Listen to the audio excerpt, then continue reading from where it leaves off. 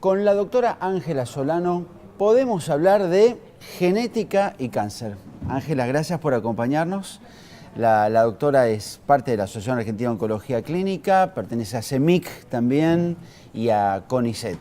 Bueno, gracias por estar. A ustedes, Pablo, gracias a ustedes porque es muy bueno tener comunicación abierta de algo tan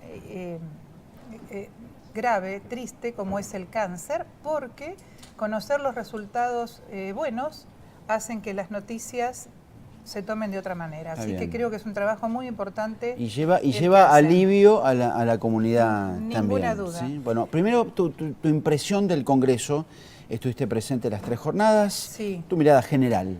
Bueno, muy bueno, porque hay mucha concurrencia y mucho interés. O sea, las sesiones, a veces ocurre que hay mucha gente y sin embargo, cuando entras a cada sesión, están como bastante vacías. Y está la gente interactuando, pero afuera, en los pasillos, en cualquier lado, acá o en el extranjero. En este congreso en particular, primero que no sé el número de inscriptos, pero fueron muchos, ¿verdad? Mil.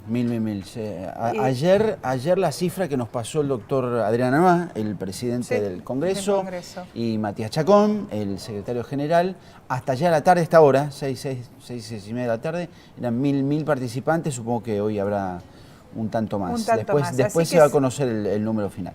Se nota que hay mucha gente y además participantes y muchas preguntas, porque tuve la oportunidad de participar en 3 sesiones. En el curso de psico-oncología, donde lo que es mi actividad que se refiere a cáncer hereditario, la sala Retiro C estaba pero prácticamente llena, y preguntas, porque lo mejor de los congresos es que los profesionales hagamos preguntas para entender cuáles son los nuevos hallazgos que queremos transmitir, tanto cuando escuchamos como cuando exponemos.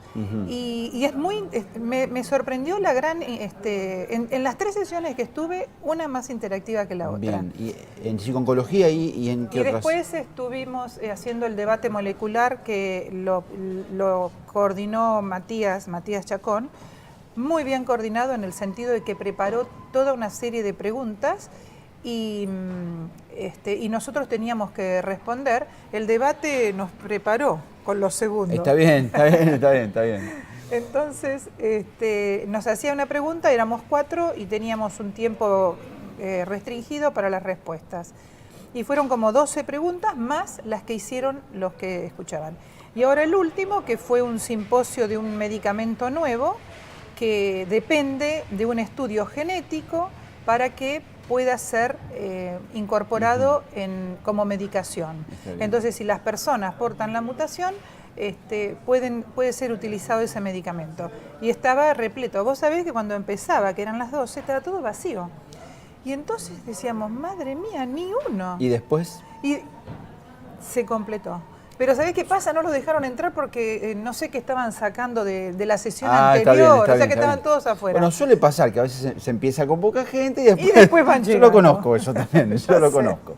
Bueno, pero ¿por qué a una experta, una persona dedicada en genética le interesa ir a un curso de psico-oncología? Bueno, porque justamente el estudio genético es un estudio que genera mucha ansiedad en las personas que se lo hacen. ¿Por qué? Porque es poco conocido, principalmente. Los genes, tenemos toda una fantasía hecha alrededor de los genes, pero tampoco conocemos demasiado.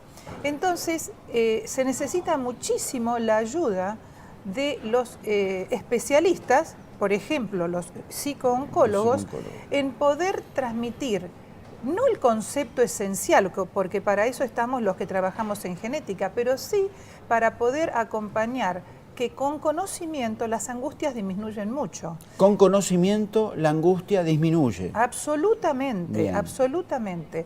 Entonces, es muy buena la interacción. Yo los invito a ellos a los cursos de genética. Muy bueno, bueno. Porque aprendemos mucho de ellos. No porque nos vayamos a reemplazar unos con otros, sino porque aprendemos cada uno a transmitir lo suyo con más precisión, sin invadirnos, porque yo no quiero reemplazar para nada al psicólogo y viceversa. Y bueno, lo primero que quiero aclarar es que, como dije, cáncer hereditario, siempre lo hago, el 95% del cáncer no es hereditario. Gran dato, el 95% del cáncer no es hereditario. Entonces, hereditario. Siempre trato de hacerlo lo más rápido posible, apenas digo la palabra hereditario, porque suena muy, como muy fuerte. Y además hay una tendencia a creer que lo es. Claro, hereditario, está como contagioso, muy instalado, estas cosas raras. Claro. No. Pero lo importante es que el 5% que ha tenido, digamos, esta faceta en la vida de que le toca una mutación que lo engloba dentro del cáncer hereditario, sin embargo, tienen la enorme ventaja, sobre todo en estos días, de que los estudios genéticos detectan exactamente la parte del genoma que es responsable de esa predisposición. Entonces, al principio se hablaba de detectar los portadores sanos para que haya una detección precoz, porque todos sabemos, lo habrán dicho 100 veces en estas sesiones, detectar precozmente es casi curarse. Sin embargo, el último año y medio, en todos los congresos de la especialidad que concurrí, aquí y en el exterior sobre todo, los estudios genéticos están para prevenir. Entonces, las medidas de prevención son medidas, sobre todo quirúrgicas, fuertes. Sin embargo, es no tener cáncer. Y el mayor ejemplo lo tuvimos que hace 15 días en Baltimore estuvo el Congreso de Human Genetics, de Genética Humana de la Sociedad Americana, y en la sesión de difusión, la oradora fue una persona que era, casualmente o no, como profesión comunicadora. Pero a su vez, hace 10 años le habían detectado una mutación que predispone a cáncer de mama. Entonces, estuvo 6 años controlándose, y todo recontado por ella, estuvo 6 años controlándose y finalmente optó por la decisión quirúrgica. Y entonces dice, hace 4 años que vivo de otra manera, pero no porque la decisión quirúrgica sea 0% infalible, pero convengamos que de 80% pasa a 5, claro, a 3, a 2. Entonces, el hecho de ir a hacerse todos los controles era un estresazo total. Entonces, ella recontaba lo bueno que era haberse decidido hacerlo. Pero ¿saben qué ocurre? Los genes estos se descubrieron hace 20 años. Entonces, hace 10 no es la experiencia que tenemos ahora. Entonces, llevó su tiempo, pero cada vez son más efectivos. Bien. ¿Es lo mismo hablar de cáncer hereditario que de cáncer familiar? A los efectos, sí. Lo que ocurre es que el hereditario tiene un estudio genético definido. De acuerdo a qué cánceres hayan ocurrido en la familia, uno selecciona el gen. La única razón de seleccionarlo es porque si analizás el gen incorrecto, te da todo normal y es porque no buscaste el gen correcto, nada más que eso. Entonces, el hereditario tiene un estudio específico de acuerdo a cuál corresponde hacer.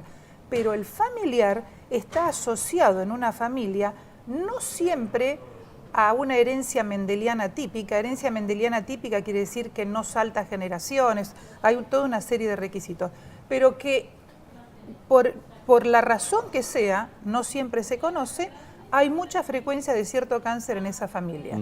Entonces, se tienen que hacer las medidas de vigilancia, pero no siempre hay un estudio disponible. Esa es la diferencia. Pero los efectos familiares, claro, es eso. Es eso. Y en el caso puntual del cáncer de mama, ¿qué porcentajes, ya que hablábamos de porcentajes, es hereditario? Porque también está esta idea muy instalada, especialmente entre las mujeres, y si tu mamá tuvo cáncer, si tu abuela tuvo cáncer, ¿hasta dónde? A ver, yo sé que estamos dando vueltas sobre el mismo tema, pero me parece que no está de más aclararlo, justo ¿no? Ese gen, que es el BRCA, que está el 1 y el 2, transmiten alta predisposición a cáncer de mama y de ovario, entre otros. Cuando uno dice entre otros, hago esta aclaración, no es que por tener la mutación vas a tener 8 cánceres distintos. Claro, no es así. En la familia, una persona manifiesta mama, otra persona manifiesta ovario y otra persona manifiesta melanoma, por decirte algo. Pero sirve de vuelta para saber que hay que estudiar BRCA. Entonces, volvamos a tu pregunta. El porcentaje de cáncer debido a mutaciones en BRCA en mama es el 5%, del 4 al 5%, pero de ovario es mucho más, es entre el 10 y el 15%. Ajá. Entonces, por eso cuando hay una persona con cáncer de ovario hay que prestar mucha atención porque probablemente haya que estar pensando en un estudio genético. Y prestar mucha atención a la herencia paterna. ¿Paterna? Paterna, porque el varón es portador silencioso. O sea, los varones que tienen mutación en BRCA claro, no les pasa casi nada, porque un poquitito, pero muy poco. ¿Dónde? En cualquiera de las posibilidades, hasta puede ser mama. Claro, o sea, un varón claro, con cáncer claro, de mama, claro. directamente está indicado el estudio genético de BRCA. Esa es otra realidad. El varón también puede tener cáncer de mama, creo que es el 1% de los casos. Sí, sí. Sí, pero también está la posibilidad. Claro. El hombre tiene mamas y puede desarrollar un cáncer de mama. Ahora, si tiene la mutación, a lo mejor, en vez del 1 es... No pongamos los números como estrictos, como Seguro. ejemplo, Sí, indicativo. Sí. Ponele que es el 4%, es un montón, 4 veces más. Sí. Pero volvamos al número.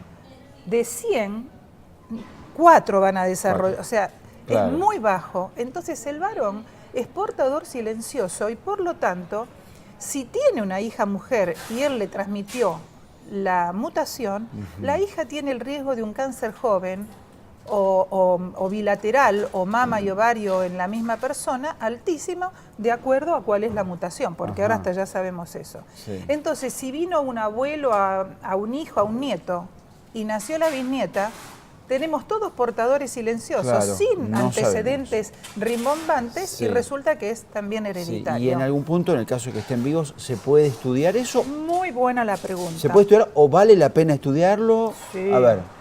Es muy buena la pregunta porque si, por ejemplo, la abuela tuvo cáncer de mama y falleció, pero es la abuela paterna, claro, estudiar al hijo es la clave. ¿Y sabés por qué? Por varias razones. Porque él, cualquiera que tenga mutación, sea varón o sea mujer, la mitad de las gametas, o sea, la mitad de los espermatozoides o la mitad de los óvulos, no tienen la mutación. Eso es biológicamente así. Así. Un programa podemos dedicarlo a esas cosas. Así, pero créanme que no hay otra manera. Mitad de los espermatozoides tienen mutación, mitad no. Y mitad de los óvulos tienen mutación, mitad no. Entonces, los hijos, dependiendo de cuál fue el espermatozoide o el óvulo fecundado en el embarazo, van a tener o no la mutación. Entonces, en cada embarazo hay 50% de probabilidad que el embrión haya sido formado con una gameta, claro, con mutación. Claro. Pero en cada embarazo, porque hay veces que se transmite, 50% de los hijos pueden tener la mutación. No, es 50% en cada embarazo. En otras palabras, si tenés 4 hijos, pueden ser los 4 que la hayan heredado o los 4 que no. Depende, claro, si aleatoriamente, claro, sí, porque la gameta es fértil en cualquier caso. Sí. Y en los otros tipos de cánceres, vinculados con páncreas, estómago, peritoneo, ¿hay posibilidades de que la cuestión genética influya? Sí, porque, por ejemplo, en BRCA, los cánceres colon asociados... también, que es claro, tan frecuente, claro, ¿no? Colon, claro. Recto. En colon es otro estudio, es el que se llama los genes asociados a síndrome de Lynch. Pero es siempre igual. Sí. Los genes demuestran la presencia de una mutación familiar. Y lo más importante es que esa mutación familiar es muy trabajosa y muy costosa en la primera persona, pero en todos los demás familiares vale 20 veces menos. Y es 100% informativa. Está bien. 100%. En la consulta del paciente con su médico oncólogo, ¿está presente de parte del paciente y de parte del oncólogo la cuestión genética? Cada vez más. Porque los pacientes leen y los pacientes te lo piden. Además, Angelina Jolie nos lo dio... puso en la tapa. El que lo quería ignorar, la verdad, claro, es que lo puso... Claro. ¿Pero el médico lo manifiesta también? Sí, bueno, yo creo que es mucho más el paciente que el médico. Ahora vienen y me matan. La doctora Perazo la tengo ahí. La doctora Perazo es, pero directamente impresionante. Porque realmente al contrario. Algunas veces hasta... le preocupa tanto el tema que compartimos la discusión de decir, porque si no corresponde no hay que hacerlo. Pero, a ver, refuerzo la pregunta. El médico oncólogo debiera insistir con el tema, este dato que decías vos del 95% no. Claro. También en el consultorio. Por supuesto, porque tiene la obligación de preguntar sobre los antecedentes. De esa manera es la única manera de prevenir en la familia que la mutación esté adecuadamente tratada. Ángela, muchas gracias. Al contrario, gracias a ustedes. Muy interesante charlar con la doctora Ángela Solano de la AOC, de CEMIC, del CONICET, sobre genética y cáncer. Ya volvemos en instante nomás para transcurrir la última hora de AOC TV. Gracias.